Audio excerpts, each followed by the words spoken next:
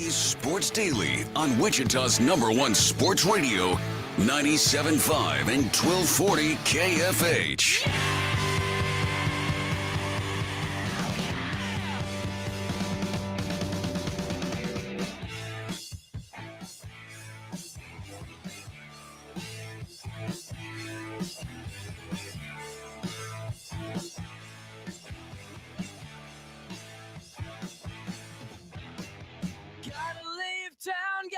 Welcome in, everybody. It is a hump day, post-Halloween. Happy November, all of those things here on Sports Daily. Jacob Albracht, Tommy Castor with you. Chad Chambers producing, manning that IHOP hotline, 869-1240, brought to you by IHOP. Try IHOP's new slow-braised beef pot roast or a savory country fried steak.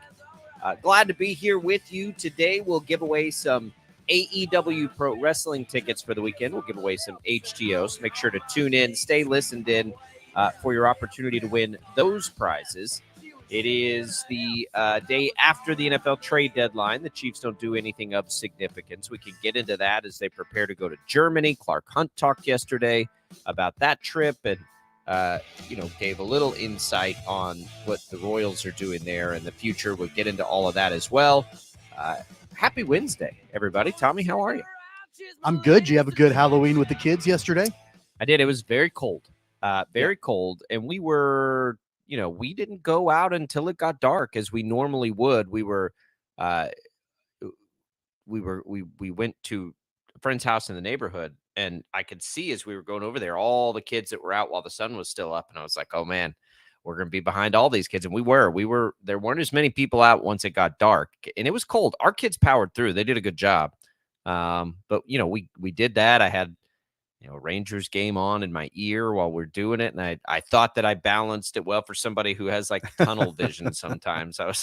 I'm listening and then, participating in the trick-or-treating all at the same time, but it was good. I was wondering how you were going to balance that between the game and the actual trick-or-treating. So that was pretty much it. So I listened to, I had the game on and I love the Rangers radio team. So it was fine. Like I had no issue with that being the way I took the game in.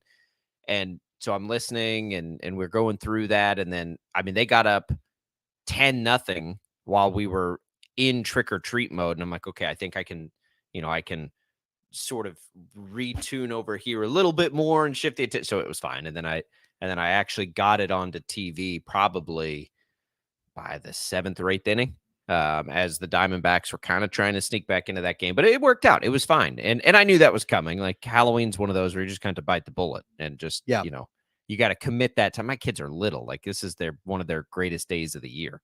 Right. This was the very first year that our toddler was like really into it and knew what was going on and practiced saying trick or treat and happy Halloween and all of that. He loved it. I do have a bone to pick here. And I'm not going to like reveal, I don't even know who this person is, but I'm going to tell you something that happened while we were trick-or-treating that I think it's ridiculous. And you tell me if you think this is ridiculous.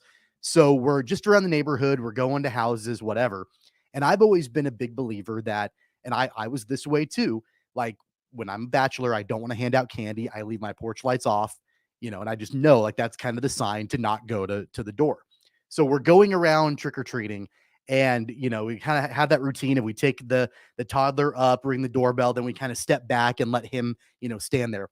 So we go to this house, porch lights on, Halloween decorations everywhere, ghost on the door, jack-o'-lanterns lit, all of this stuff. We're like, all right, cool, let's go. Ring the doorbell. He's standing there. And this lady comes to the door. She opens it up and she goes, I don't have anything. I don't have anything for Halloween. And just my son just stood there, didn't know what to do. And I was like, okay, all right, we'll say thank you. Let's walk away. And I'm like, you know what? If you don't have anything, turn the porch lights off. Yeah. Why do you have jack-o'-lanterns lit on your porch? It's so for us, I'll give you a reason why that might fail. Now, the circumstances aren't the exact same. So we left our house. I have our porch light set to a really fancy timer switch. I'm talking like, world times, like all these buttons. And so I'm not going to mess with it. And we left our house and that hadn't come on. It does have an off thing, but only if the light's on. So I'm like, well, crap. Like our light's going to be on because I'm not going to like reprogram this thing right now. So we probably had the same situation. Like, I wonder if people came up to our door because the light was up, but there was nothing we could do But about I it. We think were going to it's leave. one thing. I think it's one thing if you're not home and like somebody rings the doorbell and then nobody comes to the door, you turn around Right. and leave. Coming to the door is a Answer little the door. interesting. Hey, Yeah, I don't have anything to give you. Oh, Yeah. all right. Well, I maybe guess we'll turn around and walk that away. person, maybe they ran out. That would be one True. possibility. Yeah. That'd be the only thing I could think of where that would make any sense. I'm not Yeah. sure. It's a little Yeah. strange. A little strange. Little bizarre. Back in the day, there might have been a little extra present left on the porch of some, back when kids were more of, hooligans and us parents weren't Yeah. watching over their shoulders the whole time. Little ding dong dash action going on. Or something. Yeah. Yeah. That stuff doesn't happen as much anymore. And somebody, I heard people talking yesterday, like, we just don't turn our kids loose anymore. I'm like, well, I'm not going to turn mine loose because they're all third grade and under. I've got a 4-year-old running out, but I am terrified of them getting hit by a car like that. Like, I'm like, no, I don't. As distracted as people are, like back in the good old days when you turned kids loose, you didn't have people buried in their cell phones cruising around, in their cars either. So I'm like, I'm a little leery on that because people aren't paying attention on the roads anymore anyway. My wife and I, as we were trick-or-treating last night with our son, we actually had a conversation about like the good old days, like back in my day, back when we were kids.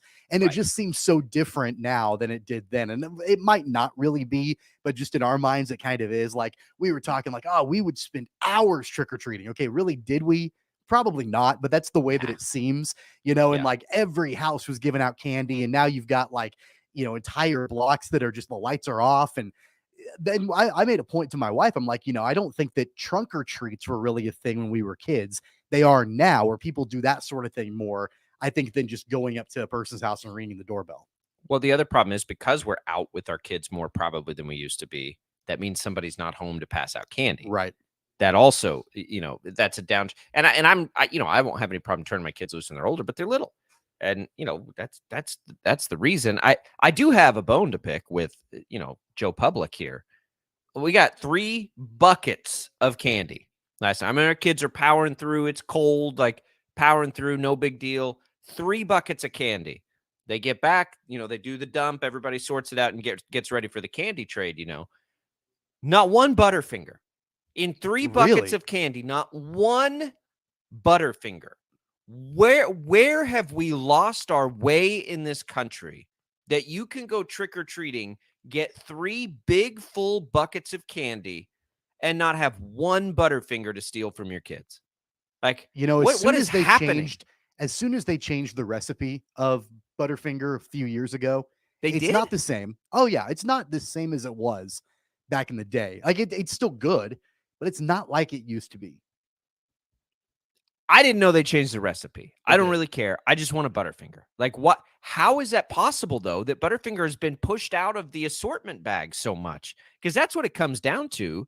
Like, do we really need a 24th flavor of M&Ms, or can we just get a Butterfinger in the rotation? Like, we're still putting in 100 grand bars. Like, nobody eats that anymore. Oh, those are so good though. They are good. They're good. But kids aren't into that. Like, kids don't want anything to do with that. Like, what happened to Bart Simpson, Butterfingers? Like, where have they gone? All I kept telling my kids was like, dibs on your Butterfinger. Like, I don't care about anything else. I just want your Butterfingers. Not one in a collective, because we were with other people in a collective, 5 buckets of candy. Now one Butterfinger. I'll take it a step further. We looked through, our son's bucket last night after he went to bed, and there was a little bit of chocolate in there, but there are a lot of people that are doing like non-chocolate things now. Like there was like Sour Patch Kids, and which are fine, or Skittles or Twizzlers, and I'm like, where's the chocolate? Like like that's what Halloween is for, is all the chocolate. And you know what? There were several houses where it was like they were handing out organic fruit snacks. What are you doing? Like my kid doesn't want organic fruit snacks, or Cheez-Its. Okay. Like that. I like Cheez-Its, but I can go to the grocery store and buy a box of them. Like, come on now. Like you can go to the grocery store and buy candy too. Like give him Reese's are good. Like Reese's should dominate the candy ratio. Like you should have more Reese's than anything, because everybody loves Reese's. Totally. I don't care. Like my son, what do you think my son, who loves candy and had been looking forward to, like what do you think his favorite And most excited thing he got was? Um, a Twizzler. I don't know. No, no, no, no, no. A plain Hershey bar. Really? What? Okay. Yeah. Like he was jacked up for that Hershey bar. He's like, "Can I have this?" I'm like, "Yeah." The whole thing, because it was a big one. I was like, "Dude, it's Halloween. Go Let's for go. it." Yeah. And he was just like, look, like for real, like I mean, this isn't some like trick. Like I can have this whole thing. I'm like, "Yeah, dude, get it."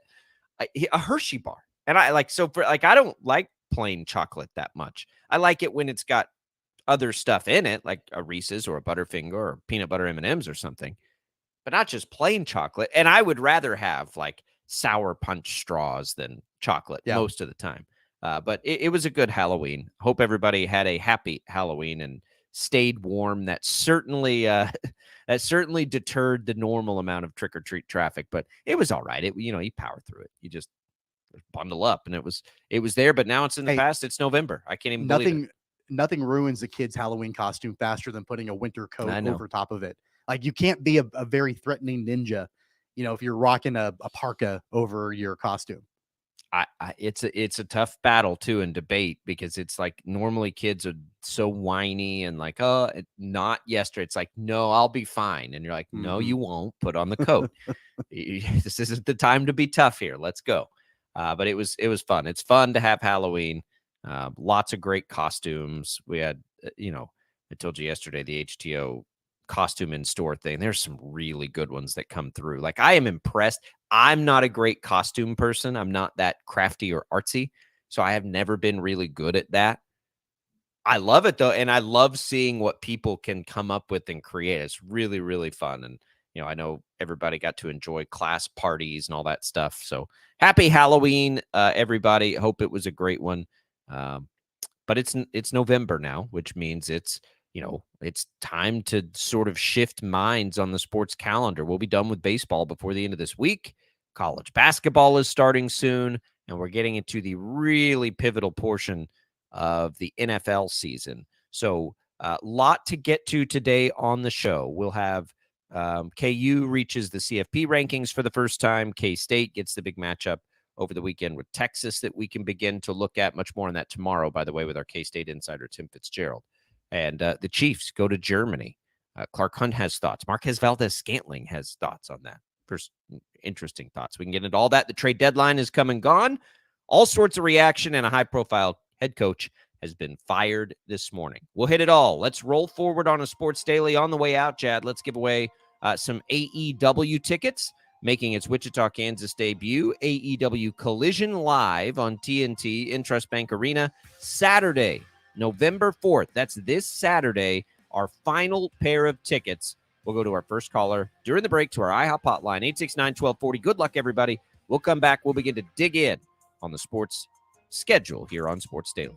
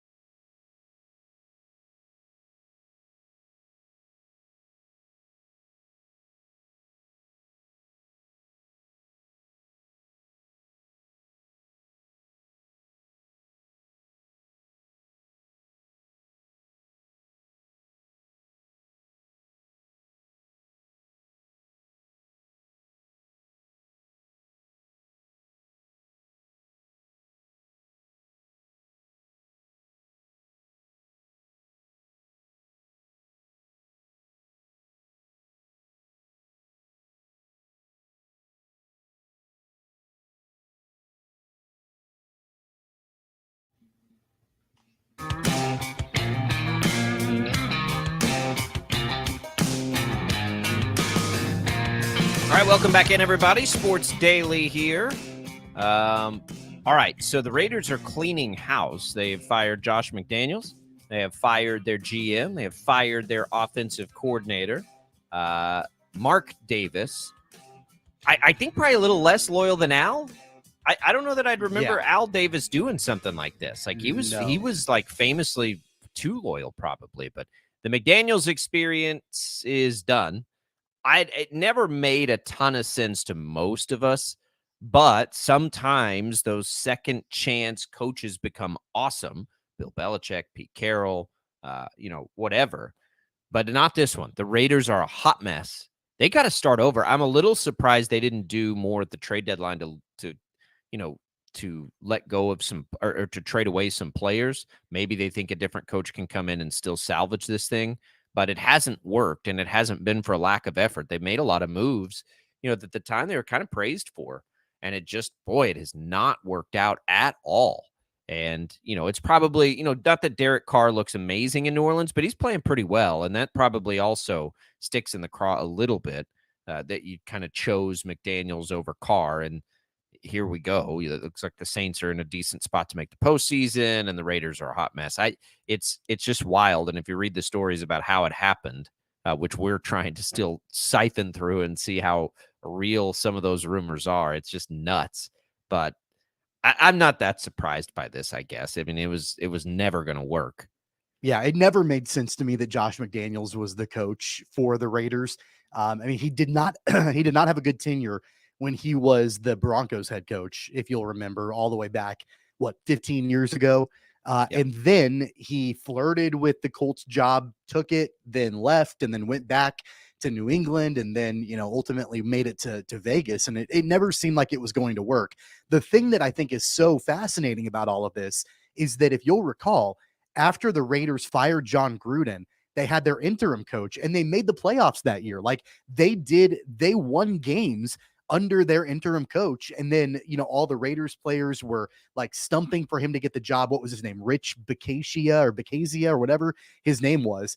They were really like wanting him to get the full-time job. And that didn't happen. And Mark Davis didn't retain him, didn't retain Mike Mayock, the GM at the time, and went out and got Josh McDaniels as the head coach that, he's never worked as a head coach before. Who I feel the most badly for in all of this is Davante Adams, because Davante Adams has been so vocal about his desire to get the hell out of town. The trade deadline comes and goes. The Raiders don't move him. They don't trade him. He's still in Vegas. And then they fire Josh McDaniels, and they now have an interim coach. But I'm trying to remember this. Didn't Adams also like kind of demand a trade in Green Bay too? Like, I think he did. Yeah, but he was so like, I don't know. So like, what? Like, this has been get over it. More vocal in Vegas than it was. I know, but like, I have a little bit of a hard time finding sympathy. You demanded essentially out of Green Bay. You get to the I'm pretty sure he did. Would you want to be with Vegas? Because I certainly know, but you wanted the trade to get there in the first place, and you got this big contract. Like, but the team is significantly different now than it was when he got there. I mean, you go of course from Derek it is. Carr That's to not my Garoppolo. point. But my point is, like, be careful what you wish for. Yeah, you got what you wanted. You got out. You signed the big contract with them. Like this, that's a little flaky to me. That's a little flaky to me. Like, sorry, it's not going well. You made this bed, sleep in it. Like, you don't get to just demand trades all the time. This isn't the NBA. This is the NFL. You don't just get to command trades every 5 minutes, James Harden. Like, no, you signed the big deal to play there. Go play. Go do what you're paid to do. Like, I don't have much sympathy there for that.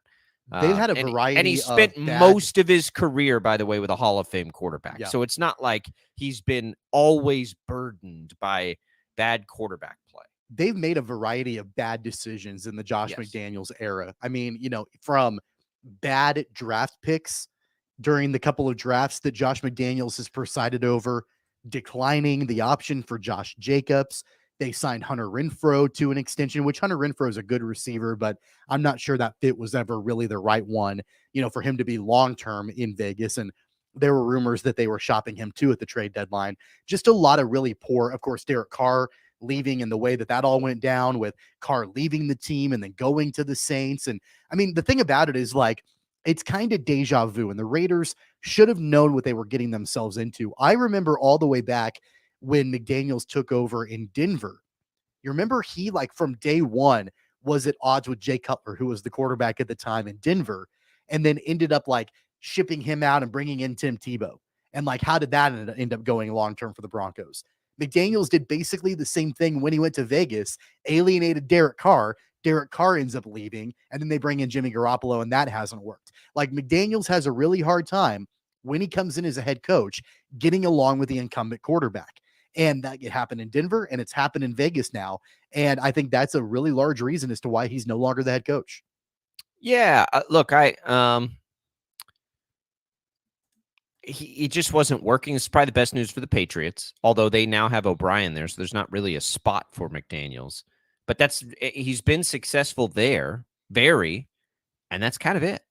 But he had Tom Brady to help, to put in place whatever it is that he put, that was so well done, right? When you don't have, if you can't adjust to not having Tom Brady, it's not going to work out for you in the league, and it didn't, and it's not going to again. He's not going to get another job as a head coach. He'll end up with the Patriots again, I'm sure, and that will help the Patriots, I'm sure. But the Raiders are now going to pay somewhere to the tune of $40 to $80 million to coaches that don't coach. And so, like, if you're Mark Davis, you have to get the next one right.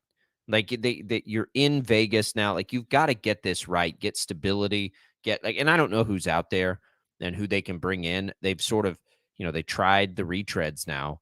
Like, you've got to do something different and just get this thing going in the right direction. It feels like a ship lost at sea with no ability to go either direction, just kind of floating there.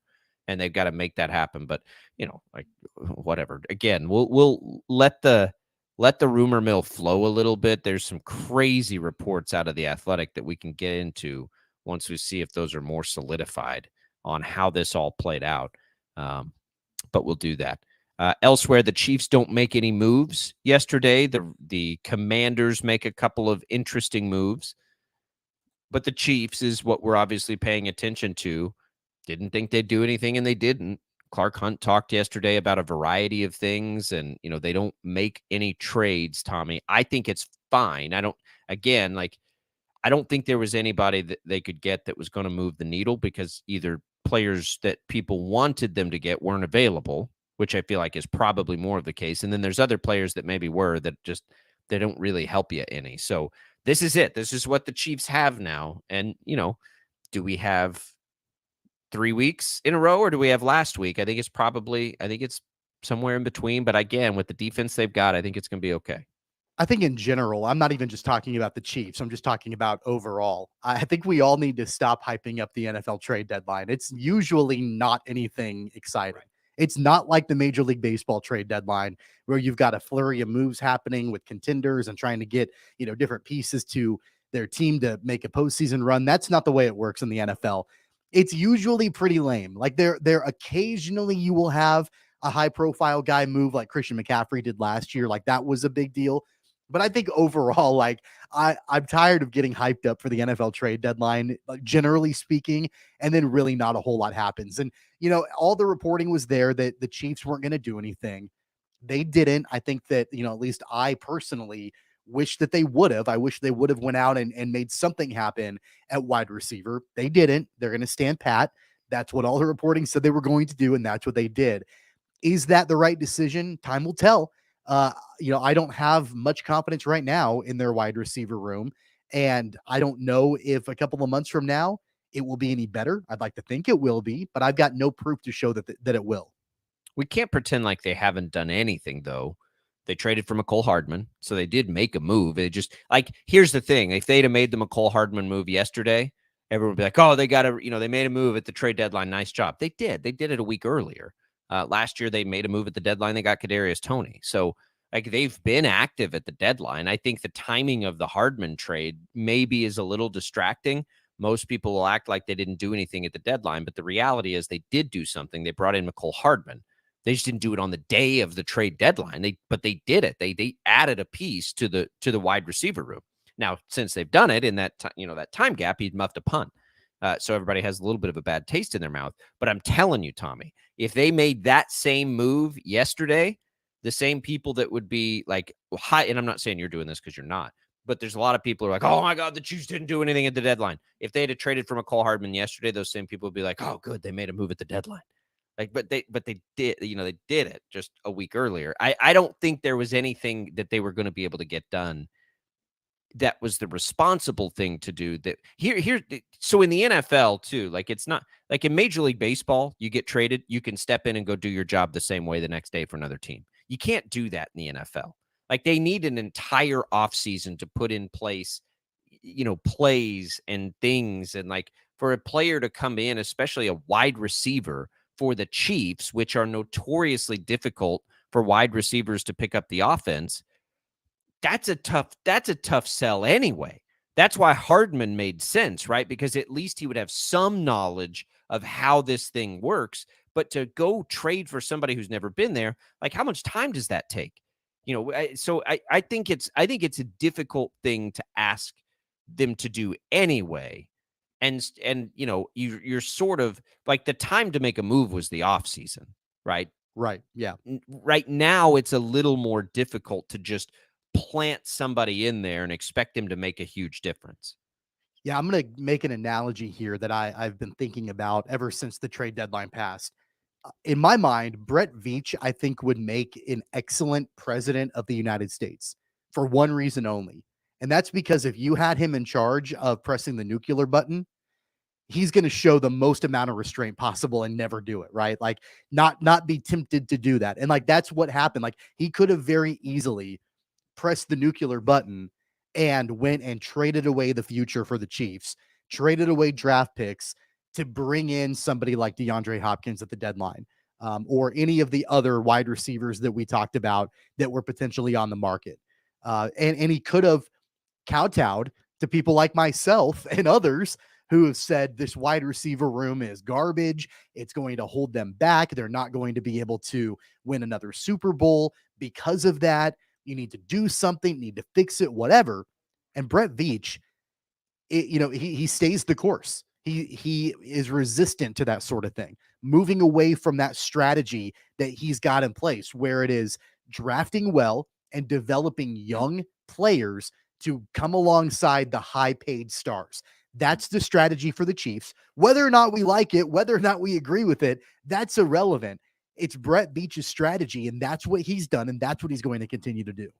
It's the right strategy because it's really the only strategy. And I do think he shows tremendous restraint, but also like he moves up and down in the draft. He has been not afraid to trade draft capital in, like Frank Clark and Orlando Brown. And, he moves constantly in the draft. He did trade for Kadarius Toney last year. He did trade for McCole Hardman this year. So I think that it's a little deceptive, but the overall plan that cannot be wavered from is that the Chiefs draft picks hold a little bit more value than other teams because they're going to have to rely on those players to be significant contributors while you have to pay the other players. It's the ultimate issue most teams run into when they have to pay a quarterback. It makes it really difficult to pay your other good players. Now, the Chiefs are very fortunate that Travis Kelce plays on a discount. Like very, very fortunate. If you think the team-friendly deals Patrick Mahomes is under are good, go look at Travis Kelce relative to his peers at what he does. He should be paid, number one, he should be paid like a wide receiver. He does more than wide receivers do. But even just among his tight end peers, go look at his contract. You want to talk about team-friendly, right? None of this works if that stuff doesn't. Brett Veach doesn't appear nearly as smart if Travis Kelce is not willing to do that. That's the reality. So, Veach's responsibility is to take advantage of those things, of the fact that he's got a guy like Kelce playing on a criminally good team deal and Mahomes doing basically whatever they need him to do. Not every team gets that luxury. And I'm not saying that players need to do that every time. It's the situation the Chiefs have. So, yeah, you got to be really careful and less desperate probably than a lot of teams feel. The other thing is they are good enough to win a Super Bowl if they do nothing else at the trade deadline. They weren't put in a place of desperation because of any injury or anything like that. And they know, just look at their defense now. Why is their defense so good? Because they've done well drafting those players. And so you got to be able to do that and maintain this thing and keep that window as open as possible. Does that mean there may be individual years where they don't do everything they can to win a Super Bowl in that individual year? Sure, it does. But it also ensures their ability to be in a good position to win a Super Bowl for, another 10 years instead of 2 years. I think they're doing the right thing. I think if the move was going to be made, it needed to be made in the offseason. Why did we sit here and say Chris Jones' deal is not going to get done? Because it didn't make sense. It ultimately got done anyway. Chris Jones didn't earn anything extra out of that, but they just weren't going to do it. That's where they weren't going to do the Tyreek Hill deal. They weren't going to do the Chris Jones deal. Like they know what they have to do and they know what they can't do and they don't waver from it. And that does take restraint. So I agree with you. It takes restraint, and it also takes a really, really thick skin when you're hearing from people like myself, and I'm going to admit that, who will say things like, you got to trade for a wide receiver. Right. You got to sign Chris Jones. You got to do X, Y, and Z. And then they sit there and they say, we have a strategy. We know how we do this, and this is what we're going to do. And again, I'll say it. Whether or not I agree with it is irrelevant. What I've learned now is that Brett Veach is going to do what Brett Veach feels like he needs to do as the general manager of the team. He's not going to bow down to any kind of pressure that he gets or criticism that he gets or the fan base getting antsy or whatever. And, oh, by the way, he's won 2 Super Bowls with this strategy, so I think that you have to kind of balance it. Like on the one hand, yeah, I would have loved to see Kansas City make a big blockbuster deal yesterday, right before the trade deadline, to bring in a plug and play wide receiver who was out there on the market potentially that you could plug right in as a downfield threat for Kansas City for the second half of the season. Would have loved to see that. It would have been so much fun to watch. But then realistically, I have to remember that's not what Brett Veach does. He's not going to, because his responsibility is to take every opportunity to take advantage of Mahomes, giving him those opportunities. And in order to do that, they have to evaluate. Again, it's the same thing with Chris Jones. I'm telling you, they're not going to do anything that restricts them from making sure that offensive line is in place. They have been telling us that by what they've been doing for 3 years now, through the draft, through what they did trying to solve left tackle, like all of this stuff. The top priority, now that Mahomes' deal is done for the Chiefs, is making sure that line is in place. It is so clear to me. Like that is the absolute number one thing that they're trying to achieve. And that means they've got to pay a couple of those guys, and they're going to have to pay them a lot of money, and they're not going to do anything, I don't think, that compromises that. I will be stunned if, health isn't a factor and Creed Humphrey and Trey Smith go anywhere. They will do whatever it takes to keep those guys there. And I think that's the right thing to do, by the way. I would do the same thing. I think that's far more important to the Chiefs franchise than bringing in a wide receiver like that. Now, Veach's problem is he's not evaluated these wide receivers well. We'll see on Rashee Rice. He looks good. But Kadarius Toney, Sky Moore, nope. Like, he's missed on a lot of receivers. He's got to get that right in the draft if this Are is you gonna off work. the Sky Moore bandwagon, like, for good? Well, as far as what he could be, probably. Can he still be a key contributor and meaningful player? Sure he can. But he's not ever going to be the guy there, I don't think. I think Rashee Rice probably is. It looks likely to. That doesn't mean Sky Moore can't be really important to them, because I think he can and hopefully will be. But it's, we just have to bring that expectation and that ceiling down significantly to what he's ultimately going to be for the team. 869-1240. What do you think, Chiefs fans? Are you okay with the lack of addition to the wide receiver room? Again, that's not totally true. They added McCole Hardman. But was that enough? You can let us know on the IHOP hotline, 869-1240. Congratulations, by the way, to Ryan for winning our final pair of tickets to the AEW event this weekend at Intrust Bank Arena. We'll give away some HTO as well on the show today, so still an opportunity to win a prize here with us on Sports Daily. We'll come back, wrap up hour number 1 right after this.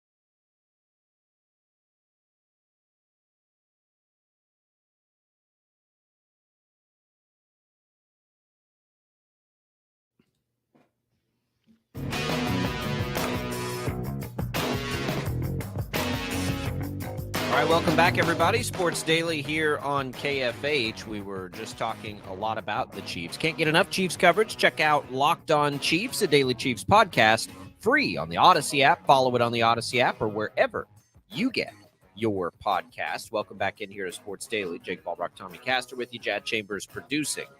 All right, let's talk. World Series happened yesterday, Tommy. I'm trying to restrain myself from having a 2-hour World Series show here.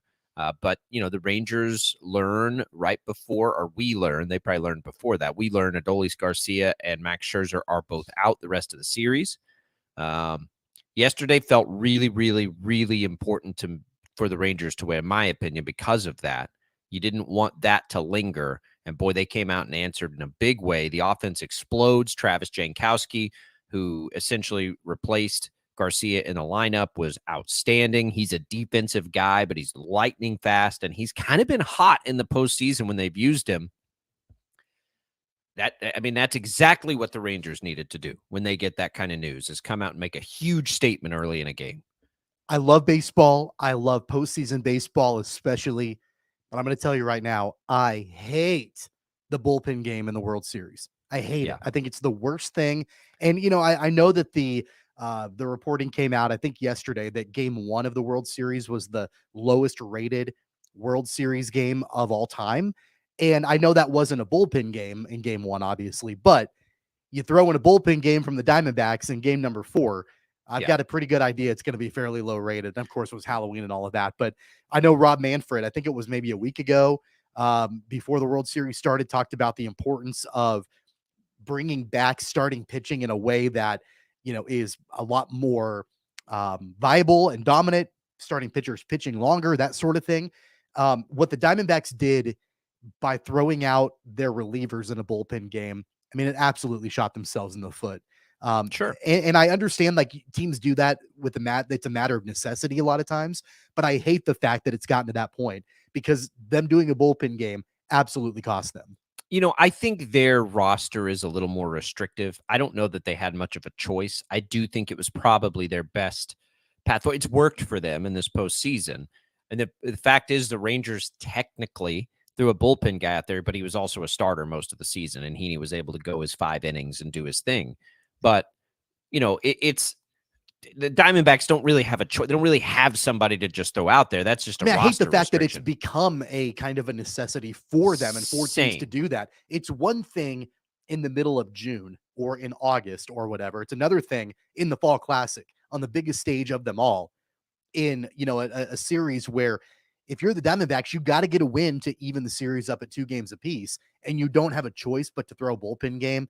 Really disappointing for them. They don't have the starters to do it. And look, I'm with Manfred. I do think that bullpen games are bad for baseball. And a part of the drama of baseball is hyping up great starting pitching matchups. But that was the case in game 1, right? Each team had their guy out there in game 1. Now, game 1 was on a Friday, and I don't know if it usually is, but that's always going to be a little bit restrictive, a Friday in the fall, I think, of viewership. Here's the deal with viewership in baseball, and I've said this for a long time. If you're not a baseball fan that's going to watch the World Series every year, which is one classification, right? Like you have the baseball fans that will watch it no matter what. I think you and I probably both fall into that category. Then you have great baseball fans who are fans of their team. They're not watching the World Series unless their team is in it anyway, right? Like, it doesn't matter what. You could be a Royals fan, like the most diehard Royals fan, love baseball and whatever, but you're a Royals fan. You're like a Major League Baseball fan. Yeah. You're just going to watch if the Royals are there. There's that. And then there's the people that you've got to try to draw in that just need the spectacle of it, right? Like, and it's not going to be the Super Bowl by any means, but, the NBA can do that to some degree behind star players, depending on the matchup. But baseball is always, and this is why the TV deals are so complicated, right? Because for the most part, we watch the teams we love, and that's it. Like, you're not as a like, how often, Tommy, do you turn on Sunday Night Baseball if the Braves aren't playing in it? mean, I'll have it on, but I'm not really locked in to what's going Right. on in another matchup. Yeah, maybe. Like if I'm not, but like it's so I don't read too much into ratings for a World Series. That doesn't really move the needle for me because I don't know that there's a ton that can be done about that. The reason the ratings of the World Series are low is because it's the Diamondbacks in there against the Rangers. And while the Rangers have a massive following and audience in DFW, that's not a national brand at all. And neither are the Diamondbacks, certainly aren't. The Diamondbacks are Yeah. barely a brand in their own city. And so, yeah, the ratings are going to be down because that's just the way it is. It's Arizona. I would imagine Arizona has a lot of transplant fans. It's the same thing like Tampa, right? You're probably a fan of somebody else and you just happen to live in Phoenix. It's not like a team. So there's not going to be anything that changes about that with the World Series. And everyone blames baseball for this too, by the way. Oh, why don't if they would just market their superstars, they can do that. But again, I don't care how you market Mike Trout. People in Wichita don't care about Angels games, and they're not going to. It doesn't matter what you do. So baseball has to do things like they did this year. Get these rules in, make the game more appealing, right? Attendance and ratings were up through the year. Work on the fans that you do have, give them a better product, and let the national stage be the national stage. There's just not a lot they're going to be able to do about it. And figure out a way to get teams good starting pitching, especially on the biggest stage of them all. I'm looking at, nobody was looking at game 4 and going, man, I can't wait to see what Joe Manply does, or I can't wait to see how Miguel Castro pitches for a third of an inning. Ryan Nelson for the Diamondbacks pitched 5 1/3 in that game. Start him. Why is he coming in the 4th inning and pitching 5 1/3?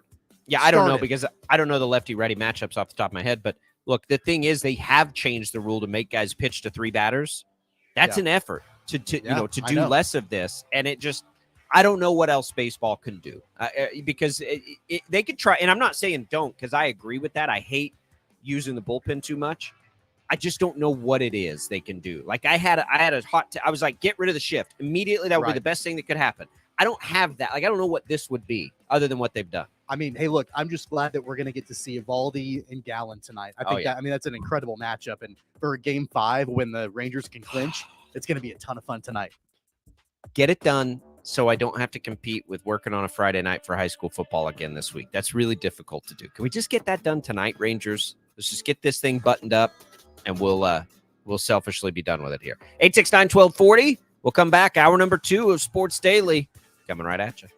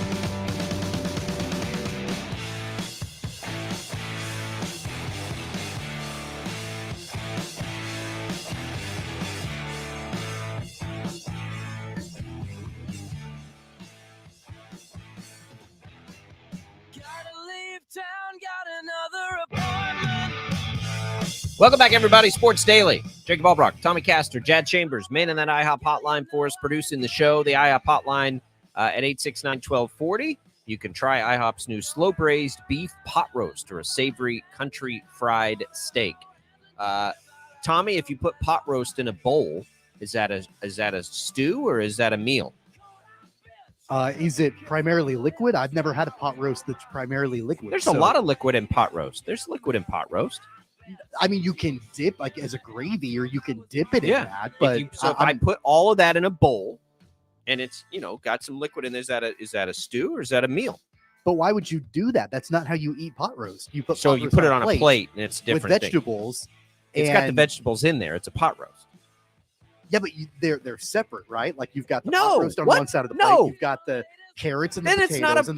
Then it's not a pot roast. Then it's and then you put roast gravy with on carrots and potatoes. A pot roast means it's the all in a exact same pot. thing. It's in a pot. But then you remove it from the pot. You put it on a plate. You eat it for your dinner. issue with this. We're revisiting a past conversation. So sorry for those who don't know what we're talking about. Tommy doesn't think any sort of soup or stew can be a meal. But your issue, I'm learning, has nothing to do with the food. It's whether or not it's mixed together. We've got to get you some help and to go see and talk to somebody about this phobia you have of your foods mixing together. I think that's where this all stems from. I think it's a contributing factor, but I still stand by my belief that you can enjoy soup, you can enjoy stew. I do at times enjoy that, but not as my primary meal. It's a good side, it's a good starter, but it's not my actual meal. Could I get a side of pot roast, please? But pot roast isn't a soup. Pot roast is a Can meal. I get a pot side of chili? Like, no, chili is the meal. There's nothing wrong with that. Give me a cup of chili on the side, and I'll be a happy camper. And then I'll want to know where my actual main dish is. Yeah. You're nuts. 869-1240 is the number. Let's give away at the beginning. Let's just mix it up a little bit at the beginning of a segment here. Let's give away some HTO. By the way, the new mix of the month is out today, November 1st. It's Blueberry Muffin, Tommy, Blueberry Muffin, which is half of the Texas Chai and Sweet Blueberry Green. So I think people will probably love this one. But you can get your hands. Let's do a free iced tea card. You can go in and try the Blueberry Muffin. If you're in Derby or at the Wichita East or West location, that'll work for you. If you're in Derby or the East location, we'll also give you a coffee card here, a brew house card, which means you could get that Blueberry Muffin as a latte. You could also try any of the other brew house options.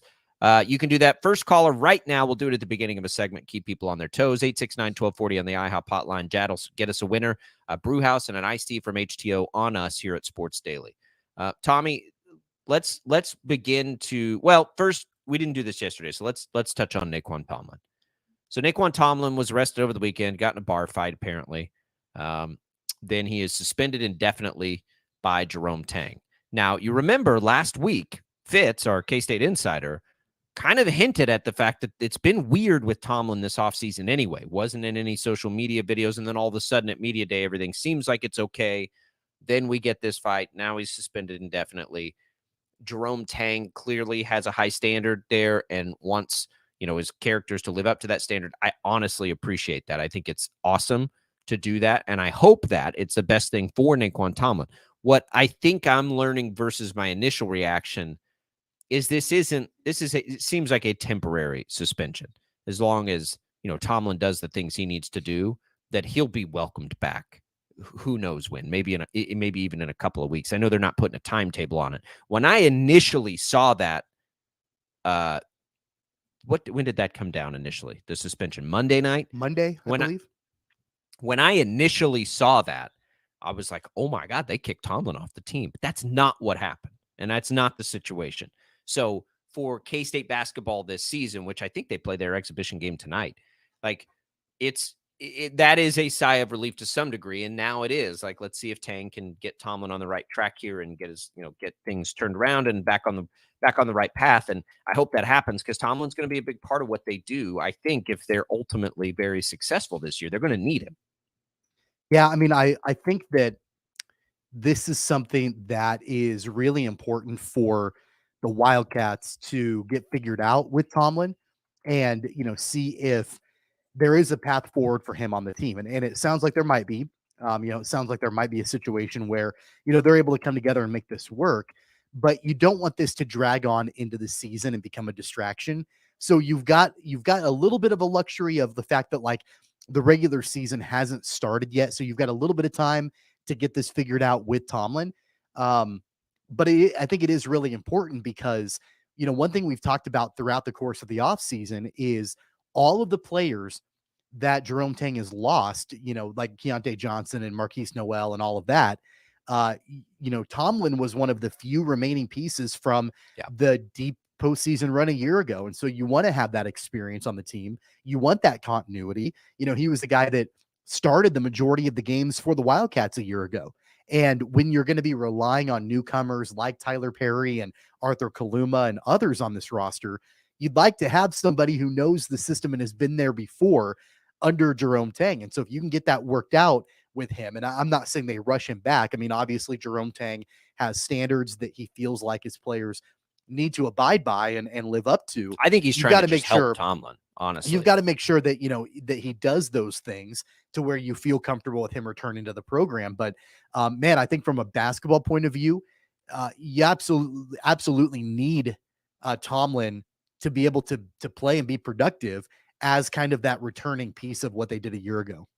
I do believe it's genuine that Tang right now wants the best for Naquan Tomlin and wants him to get this turned around. It's part of the reason I think we like Jerome Tang. But yeah, Naquan Tomlin, not just the consistency, Tommy, his ceiling and upside is tremendous. Remember, it's a guy that's, we're just scratching the surface most likely on the type of player he is because he came to it late. And he had an incredible postseason run last year through the tournament. I mean, scored in double figures in all of the Wildcats tournament games. I mean, we really saw him on display as the Wildcats made that run to the Elite Eight. Yeah, we'll keep an eye on that. I suspect and sort of hope that it's short-lived because Tomlin does make a statement and say, all right, we're good now.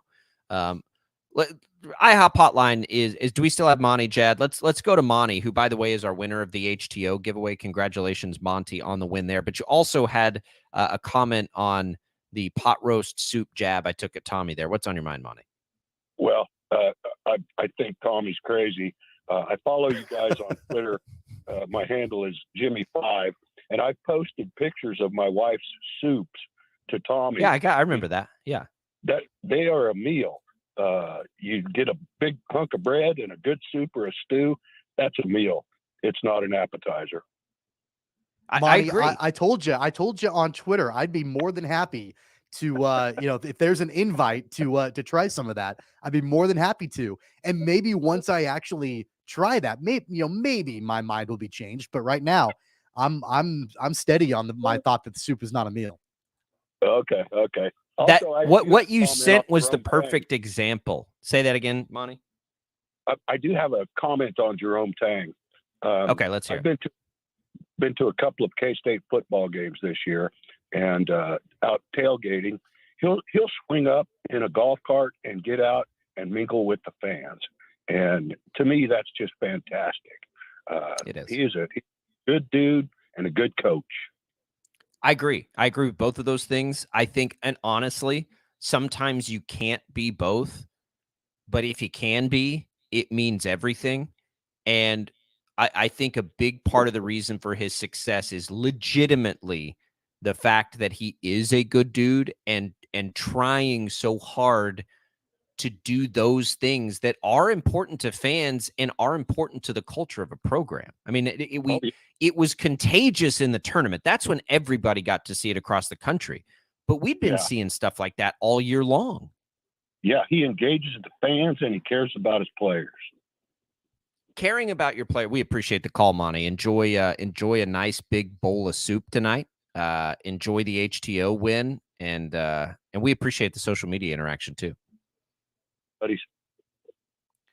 Look, I think Tang, look, when it's genuine, Tommy, and it's not always genuine, but man, when it is, and you've got a coach that is that locked in, and it comes in different ways too, right? Like it's not always as, bubbly is not a good adjective because it's not always as optimistic, right, and cheerful, I think, as Jerome Tang is. it can, it can come in other places, but man, he is locked in. And it does help to know that it's not fake. Like when he says that he needs Naquan Tomlin to do some different things to, like, I believe it. Like, I think he really does want the best for Naquan Tomlin, the person, before he's too concerned with Naquan Tomlin, the basketball player. And I'm just like, as a parent, if I had a kid that was going to play, like that stuff matters. Like, he's going to help young people be better professionals, be better adults. Like, can't we all walk through life with a little of Jerome Tang's, ideas and like he just is, it's such a perfect fit. And I hope he stays there forever.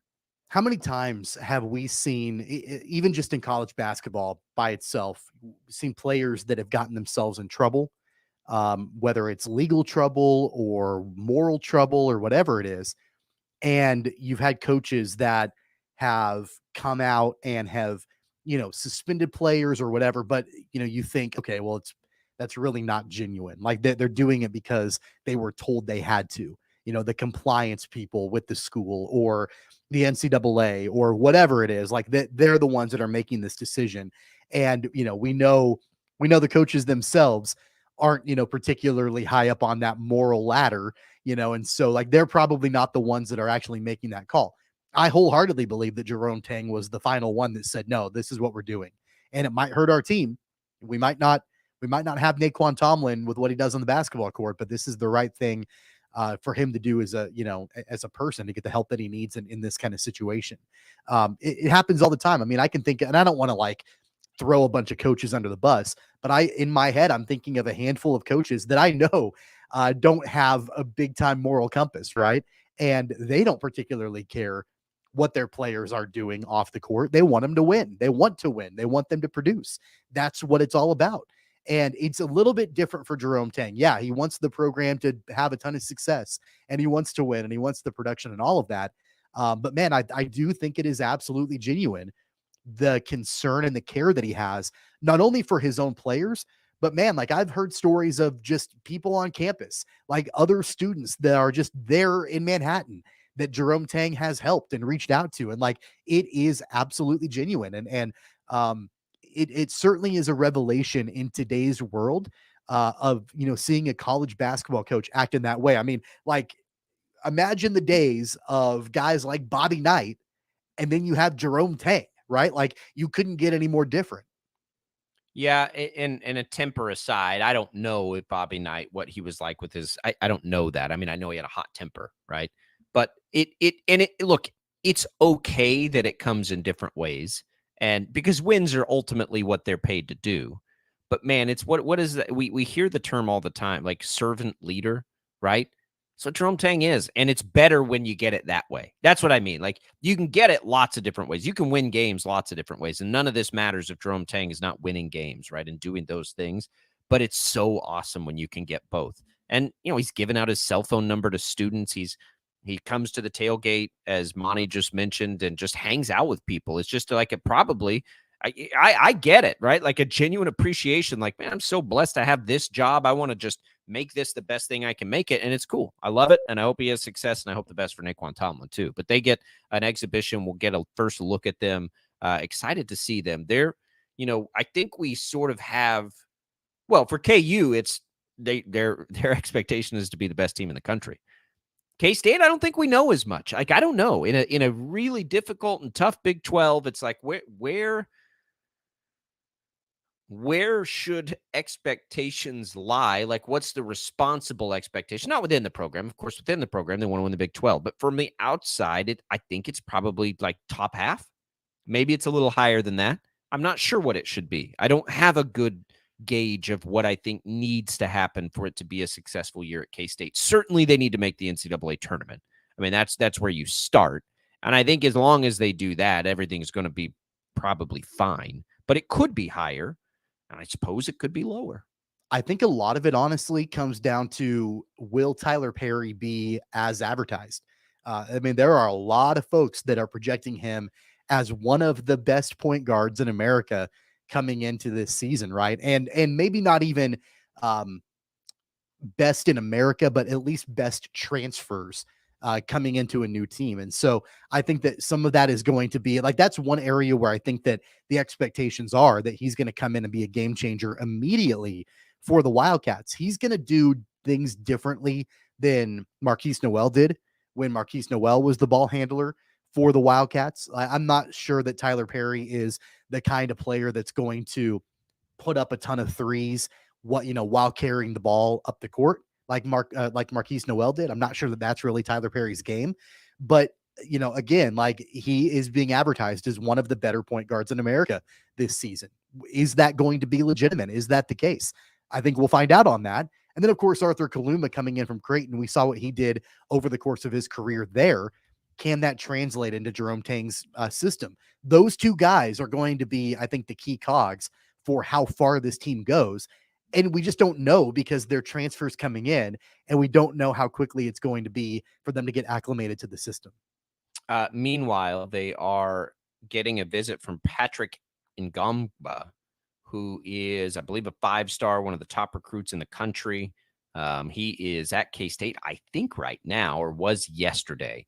But that's so it comes from a lot of different directions. And K-State's class coming in this year is one of the best they've ever had of young players. So it's coming for K-State, I think. And remember when Jerome Tang got hired, all the conversation at the time was wait until year number 2. Wait until the class is coming in with year. And now we're getting into year number 2. Of course, they exceeded all expectations last year. So, this was the year that everybody had kind of like penciled in as, okay, we'll see what this program can do in year number 2 of the Jerome Tang era. And it's almost because Perry and Kaluma are such high profile transfers. It's almost, and at least it has been for me. We forget that they probably have some pretty big expectations for the young players coming in too. And so we'll see. They're as interesting a team, I think, as there is in the country, because the difference in their floor and ceiling right now seems like it could be so massive that who knows? And I say that, for example, K-State's ceiling and floor are pretty close, right? They're both very high.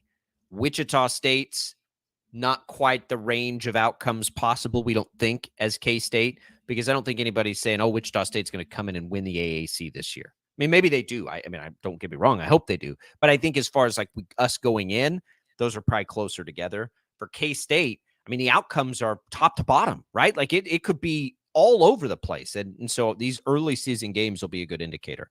869-1240 is the number on the IHOP hotline. Give us a call. We're pretty open the rest of the way here.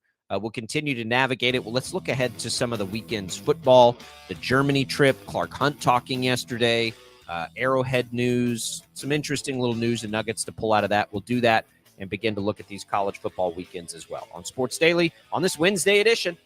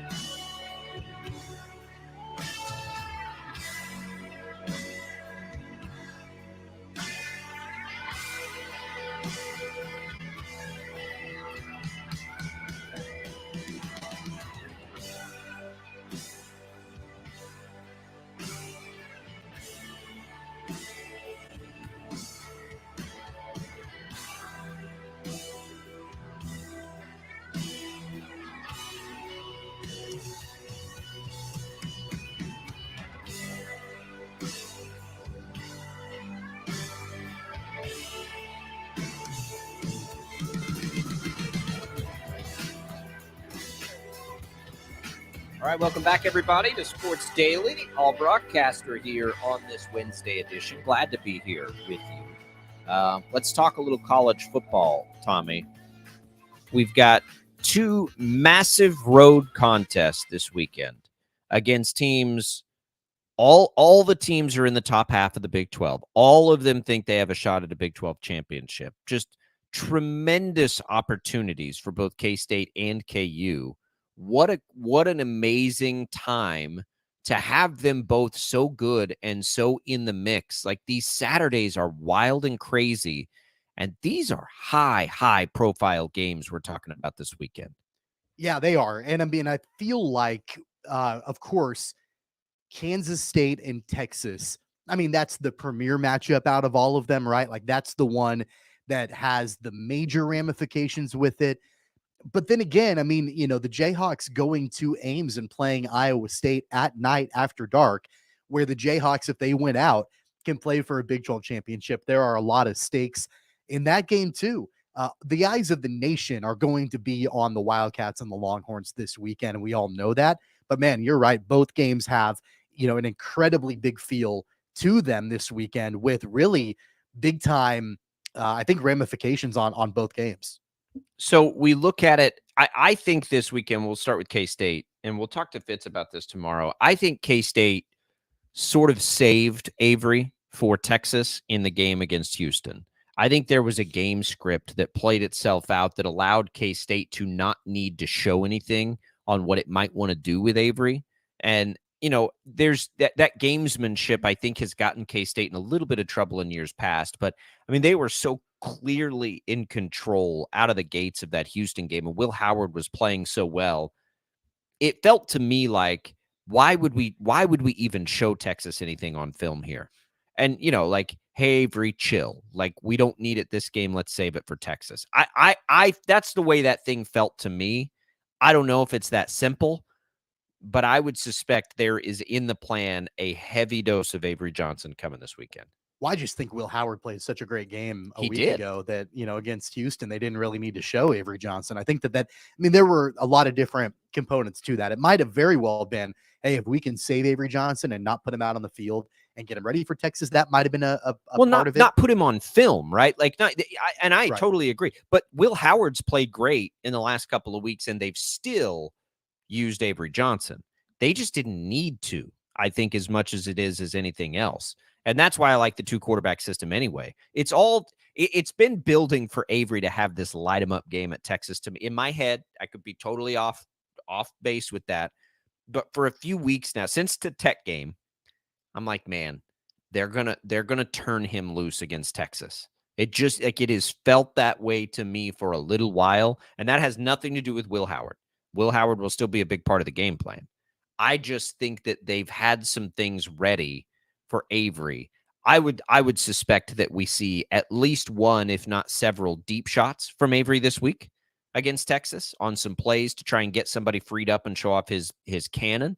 I think that's going to happen. I think there are going to be things we see from Avery this weekend that we have not seen all year. And I think K-State has held that in the holster and waited for this game against Texas for the chance to do it.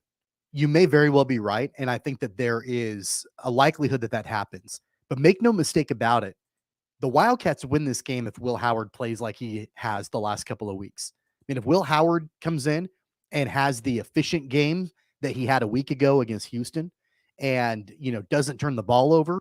Yeah, they can't turn the ball over. We saw him early this season turn the ball over, I think, more than what we expected him to. But the last couple of weeks, he's really cleaned it up. And so, he is the guy that, I would suspect, I mean, this is the way that's been, will be out there to start the game, right? And, if he plays the way that he played against Houston, if he plays the way that he played against TCU, then the Wildcats win the game. If Will Howard struggles and they go to Avery Johnson in, certain capacities, it's going to be a little bit more difficult. You've got to have an A game from Will Howard. Now, that doesn't take anything away from what you just said about what Avery Johnson can do and might do in this game on Saturday. But if the Wildcats want to win against Texas on the road, you got to have a great game from Will Howard. I agree. And that's what I mean. Like, what I'm saying about Avery has nothing to do with Will Howard, right? I still think Will Howard will need to do what he's done. I just think when it comes to both of them, we're going to see new stuff from Avery. Will Howard will probably get more reps at quarterback in this game. I mean, almost certainly. I think that's also going to happen. I just think we'll see stuff from Avery we haven't seen before because I do think they've been holding it back for Texas. Yeah. I mean, look, I guess my point is that, Avery Johnson's stat line is going to be what it is, right? Like when they put him in there, how they utilize him, deep shots or designed runs or whatever that is. But if the stat line for Will Howard is, I don't know, 15 of 18 for 250 yards and 3 touchdowns and no picks, the Wildcats have a pretty good chance to win the game. If the stat line for Will Howard is what we saw like during the Oklahoma State game, for example, the Wildcats are not going to have as good of a chance to win. So I'm not sure that, I mean, there could be some crucial situations that Avery Johnson is in and help, lead the team to victory. But I think first and foremost, you've got to make sure that Will Howard is doing what he needs to be doing. And that's going to be the biggest way that K-State wins. Yeah, it's going to take both of them. This is why I've liked this game. This game is why I have liked, the 2-quarterback system for K-State. Certainly.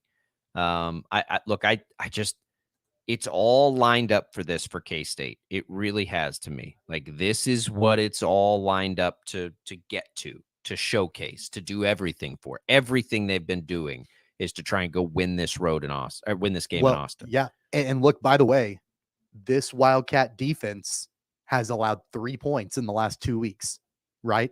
You know, so you can't count on that and expect that against a top team in the country, but they can still be extremely effective, and they cannot turn the ball over. Yeah. Number one. And the conversation has been for the last couple of weeks how the Wildcat defense is trending up, and you give up 3 points against TCU, you shut out Houston. That sets you up pretty nicely for this big matchup this weekend. And Houston almost beat Texas, remember, too. Right. So that's not for nothing. So I'm with you. KU. I don't know. I have the hardest time with KU because of I don't know how to predict Jason Bean. Jason Bean was he threw for less than 50% and had 2 picks in that win over Oklahoma. I don't know how to like I have the hardest time predicting KU with Jason Bean at quarterback. I have no idea, Tommy, like nothing. If they had Jalen Daniels, I think this team would be good enough to win the Big 12. That I could, if Jalen Daniels is out there healthy, I think that would be easier to predict than anything when Jason Bean's under center. I just don't know what to predict. What I do know is he didn't play well, and they beat Oklahoma. Yeah, I got nothing. I don't know. Yeah. I'm not sure that there's another player that gives you such high highs and such low lows as Jason Bean does. I mean, he had an incredible run, in the game against Oklahoma, and then he threw some god awful passes that, a couple of them were intercepted, and then at least there was one more that should have been. But then he has a 4th down conversion to Lawrence Arnold for 37 yards to extend the game-winning drive for the Jayhawks. I just, you say you can't and reached a predict top speed of almost 22 and a half miles per hour. You say you can't predict it. Nobody can predict it. I don't even think Jason Bean can predict it. Lance Leipold can't predict it. Like, it is so like the duplicity of the way that he plays, because he can be so good. And there have been some plays that are just remarkable and incredible. And you're like, oh my God. And then there are some plays where you're like, what are you doing? And so it makes it so hard to predict. But the bottom line is that they have great weapons around him. They've got a phenomenal running game in Devin Neal and Daniel Highshaw. They've got some really talented receivers in Lawrence Arnold and Quentin Skinner and Luke Grimm. And then, of course, you add in Mason Fairchild as the tight end. They've got good players surrounding whoever the quarterback is that help pick up the slack for Jason Bean. And that's, I think, really where it comes down to. Did you see Lance Leipold this week and how quickly he was like, well, Jalen Daniels is the starter if he's healthy. Yeah. Like, it's not like there's not like some debate internally on like, no, if Jalen Daniels is healthy, he's the guy, which I thought was really interesting for the people that think there's some like sinister thing happening there, that his coach even now is like, nope, Jalen Daniels is the starter if he's healthy. And he had to answer that because the report from Brett Murphy before game time on Saturday said Jalen Daniels was available if needed. And my first thought was, okay, you're playing Oklahoma. He's probably needed, And so, and he went out there for the coin toss, didn't end up playing. Now the weather conditions were not good. And so you don't want to risk that. But I think, and I was one of these people too, like KU fans are like, shoot, he's like dressed. Looks like he's ready to go. Why isn't he playing? And so I understand why Leipold had to address that. That you take him out there for the coin toss to kick off the game, and the report is he's available if needed, and then we don't see him. Is there something going on there? Well, again, it's a back issue, right? So it's not like you don't just play through that. And sometimes, like, I've got a different sport. One of my brothers who's not a huge baseball fan is like, having fun with this World Series. And he's like, Adolis Garcia, like, why didn't he just play through it? I'm like, because he can't swing hard. Like, you don't want him to play through it. I'm sure he would try. But if he can't get a full swing, like, why would you even want him to be in there? He could hurt you. If Jalen Daniels' back is hurt and he can't do what he normally does, there's a very real chance, Tommy, that, like, he's not as good, right, as Jason Bean if he's hurt like that. And so it's not about being tough all the time. yes, you need to be tough and do all those things. But with a back injury, like that's going to limit his ability to run or throw the ball. Like you don't I'm not want questioning. that. No, I'm I not know. questioning his time. What I'm saying is that I understood why Lance Leipold had to answer for that. Like had to answer the question. You had him suited up. He was out for the coin toss. The report was he was available if needed. And then Jason Bean plays the entire game. And again, like I understand like why he had to answer those questions, because the thought is if he's suited up and he's out there, like, can't you put him in? And maybe you can't, but I understand why the question was asked. Yeah. Well, for sure. I mean, it's an important question. Yes. So what if I don't think this is some situation where they've been saving him, by the way, either for any particular game. I think they just have to like, how's your back? Do you think you can go? And remember, one of the most key things that happened for them this year is very early, Leipold said, this is something he's dealt with for a long time. It's not so you got to trust it to some degree. And there is nothing wrong. It's not a toughness thing. It's nothing. If he can't go, it's different when it's a back issue than if, I don't even know like what would be playing through a broken non-throwing hand or playing through a, whatever. Like there's a difference in that toughness. If your injury limits your ability to do what it is that you need to do, that's not a toughness thing. It's a self-discipline thing to say, I cannot make the plays that I need to make because my back is out or whatever it is. You and I were like, texting each other. I think, was it the Illinois game in the non-con, or it might have been BYU? And you're like, and I'm at the game and we're texting back and forth. You're watching it on TV and you're like, Jalen Daniels doesn't look right, and there wasn't any kind of discussion at that point about like what's actually happening with his back. It wasn't until the Texas game and like minutes before, and he didn't play. I wonder, now that the Jayhawks, they beat Oklahoma, they get their 6th win. They're bowl eligible now. And I know that they want it. They want to obviously play for a Big 12 championship, but the first goal is accomplished. They're bowl eligible for back-to-back seasons. Do you save? You mentioned they're not saving him right now, but do you potentially save Jalen Daniels for, I don't know, the last couple of weeks of the year, KU, K-State, the weekend before Thanksgiving and the Sunflower Showdown, and then roll the dice and see where things go if you're playing for a Big 12 championship, and then you've got a bowl game and maybe you have him available for that? Like, I don't know if you want to try to put him out on the field in Ames this weekend in a night game against Iowa State. I suspect that they just test it and say, how does it feel? I mean, I think that's probably what they do. I did like when he played, I asked a lot of, you included a lot of KU. I'm like, I don't think he looks right. Every time he would get up, it was like you could see this grimace. And I guess it's relatable. I've thrown my back out a few times, and that grimace is just like where you cannot really move the right way, or it's going to like shoot that just insane pain. I think that it's a more serious issue than people first realized. And my alarm bells went off when he said it's something he's been dealing with. I'm like, oh no, like he's been dealing with a back issue. Like that's you can't play through that. And so I think probably they just say, how is it, man? Like, is it okay or is it not? And he probably, honestly, if he's honest in those answers, he deserves a lot of credit, because I think he wants to play. But if he knows, like, I can't do it. Look at Max Scherzer. Yeah, in when he came out of that game, Max Scherzer is as much of a like gamer and bulldog as there is. And he, even that, like you could just see it there. I think there was a cutaway to the dugout, and he's like, and he was telling one of his teammates, he's like, it's my back. I just can't. And he was mad and walked in. He's like, I just can't do it. I cannot power through that. Whatever was on his finger or his shoulder hurt, like he was trying to battle through that. But like, if it's your back, like you cannot, you just can't. And I get it. And I think that's what Jalen Daniels is dealing with. And I think it's important to hear Leipold say, if he can go, he's our starter. Because I think that that's the case. He can't go. And look, I also think that there is a scenario. I don't know if it's likely or not, but I think there is a scenario where if he can't go and he can that continues for the remainder of the year, throw the red shirt on him.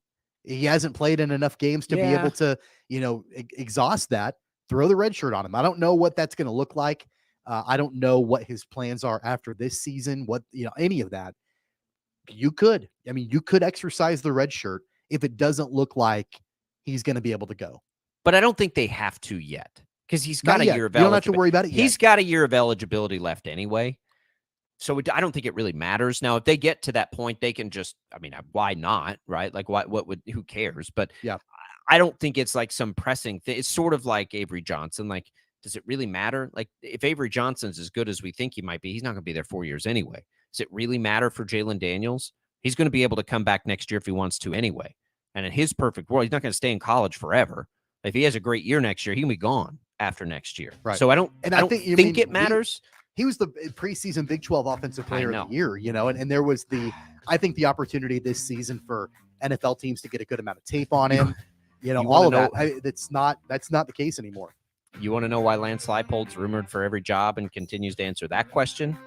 Because his Big 12 Player of the Year preseason quarterback hasn't even really played this year, and they're in this position. And, by the way, they end up in the college football playoff rankings in number 21 for the first time ever yesterday. First time ever. Did K-State get in?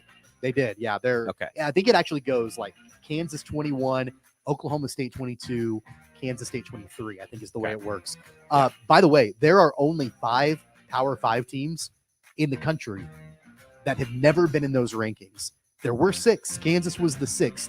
They made it in yesterday. That's wild. 869-1240 is the number to call. We'll talk Chiefs Germany next.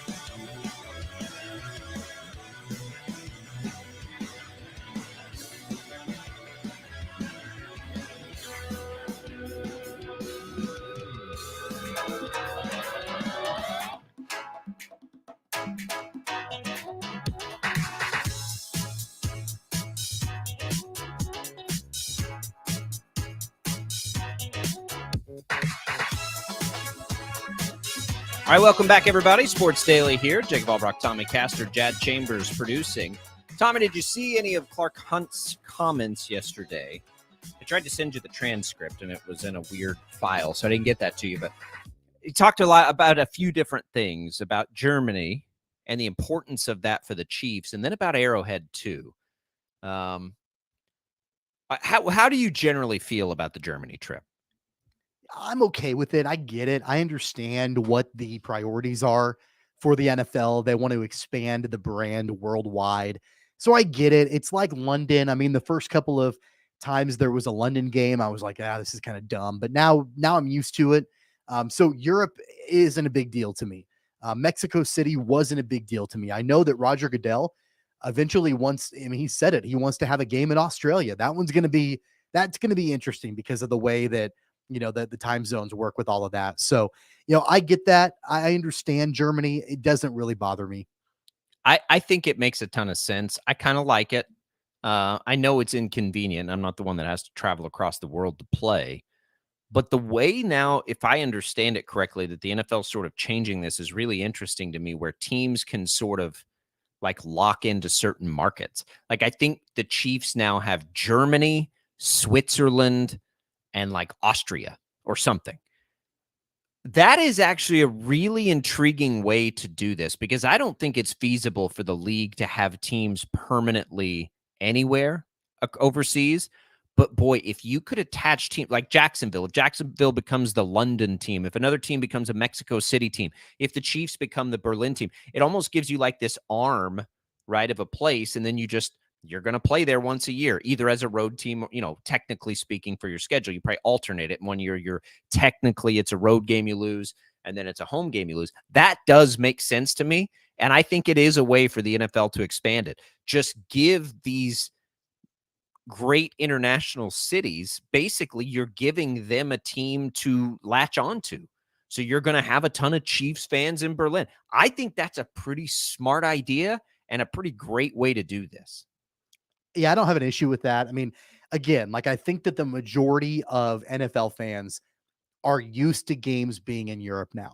I think the first couple of years there was some hand wringing about it, and just like, man, like we gotta have our teams go overseas, and then we've got to change our schedules up and what. Like, I think that's all kind of done now, right? Like, yeah. I think the NFL has done a good job of just kind of powering forward and saying, this is what we're doing. Well, get our over priority, it because it's happening. Yeah, our priority is to go worldwide, and that's what we're going to do. If the only way they can grow their brand is to go into different countries, this is what they're going to have to do. And it's good for the game in about 1 billion different ways. It creates fans there. It creates potential players there too. If you get football on the brain of these places, maybe they start playing football, and then you have a bigger international pool to pull from. But anyway, so they talk about Arrowhead as well. I thought the interesting thing there, and this could be a topic for another day, Clark Hunt publicly said there that his preference is to just renovate Arrowhead. That's where they stand on this. The Royals are obviously going to have a big impact on that. I think they stand there because it's the least, like all they'd have to do at that point is extend the lease, because they're sort of connected if it stays there. If the Royals go to Clay County, I cannot imagine the Chiefs will stay at Arrowhead. That's just me looking at this, again, without the inner workings of the politics and everything up in that, in that region. I would guess that if the Royals don't stay in the county, is that Jackson County, that the Chiefs won't either. I don't think that they will. I don't know if they will either, but I do think that they've got the chance. If the Royals leave and go to Clay County, then you've basically got that entire area to make your own, right? And I don't exactly know what that means. I don't know. I mean, think about it this way, and I'm not saying this is likely to happen, but if Kauffman Stadium goes away, the Royals move, and the Chiefs then have the entire Truman Sports Complex area, couldn't you develop a lot of that? Like, couldn't you develop that into a destination area, hotels and restaurants and shops and office space? No, and not when you play there 8 times a year. No. It's but then it becomes a destination for other things, right? Like, but like what? Well, I mean, there are concerts there all the time. Taylor Swift has gone there. And there are now anyway. Billy Joel, and I get it, but what I'm saying is, like, you turn it into a destination area. You don't have to worry about, like, you've got all that space now. You tear down Kauffman, I don't know. It's something you could do. They could look at doing. I think there are studies and studies and studies that show that doesn't ever actually happen. I think it's more likely to happen with the Royals there 80 times a year. You know what I mean? We'll talk about this again maybe tomorrow. We'll come right back, wrap things up here on Sports Daily.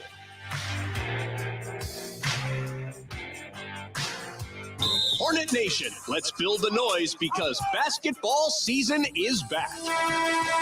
Come watch men's basketball with 4 returning starters from last year's NCAA tournament qualifying team, or the women's basketball team with 7 returning players and great new pieces in place to make this a season you don't want to miss. The excitement is building. Come cheer on Hornet basketball. Get your season tickets and all sport passes today at ESUHornets.com. Win, lose, I will pour my heart out until there is nothing left to give. On Saturday, November 4th, AEW is on the road to full gear. I'm tired of being nice. Will you be there live when AEW Collision makes its debut at the Intrust Bank Arena in Wichita? We are about to take off. Saturday night's all right for fighting. Tonight, history will be made. Time will stand still. What does the best in the world, CM Punk, have to say next? And you never know who might just show up. This is insanity! Don't miss the Redeemer Miro. Game over! Luchasaurus and Christian Cage. Willow, Powerhouse Hobbs. Violence, violence, violence, the Book of Hobbs! Chris Statlander, the House of Black. Andrade, Samoa Joe. I want to pick a fight, and you won't give me what I want. Ricky Starks, Bullet Club Gold, Jake White, Juice Robinson and the Guns, FTR, and all your favorite ROH stars will be in action live. Don't miss AEW Collision at the Intrust Bank Arena live. Get your tickets now at AEWTix.com. Cards subject to change.